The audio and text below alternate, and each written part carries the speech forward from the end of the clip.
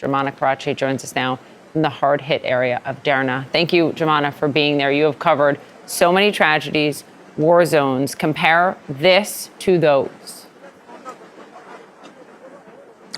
You know, Poppy, our team was just discussing this. We've all covered wars, natural disasters before, but none of us have seen anything like this. I mean, we drove into Darna late last night, and even during nighttime in the dark, you could still see the destruction. And now, during the day, this is just utter destruction. And it really feels like you're walking through a war zone. Like massive bombs had gone off here, and this is what people here would tell you. You know, you've got several cities along the Libyan coast that were impacted by Storm Daniel, by the flooding over the weekend, but nothing like this, what people are describing here as this catastrophe. What happened in Derna, of course, as you know, is those two dams that burst, and you had the floodwaters that swept through the whole of the city, washing out entire buildings, neighborhoods, homes, infrastructure, families,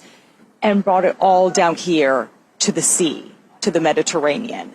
I mean, this is just, it's very difficult for us to really move the camera around because of the communication issues. The communications were disrupted in the city, so our connection is not very stable. But looking into the sea, Poppy, what we see here is people's lives in there. You see homes, you see door frames, windows, furniture, clothes, cars, everything.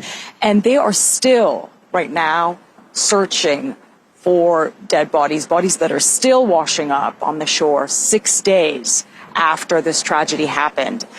Right now, Libyan officials are saying about 5,000 people have been killed. There are still 10,000 people unaccounted for. And officials that we've been speaking to say they don't expect to find any more survivors right now. And what you've got here, where we are, is all these volunteers from different parts of the country who are working, who are trying to assist in this recovery effort. And it is such a tough task. They're telling us they're not equipped to deal with something like this. They don't have the means and capabilities to do this. One young man I was speaking to just a short time ago, just describing how people were just tying ropes to themselves and holding each other as they would dive into the sea and start pulling out body after body. This one young man telling me in one day he pulled 40 bodies just by himself.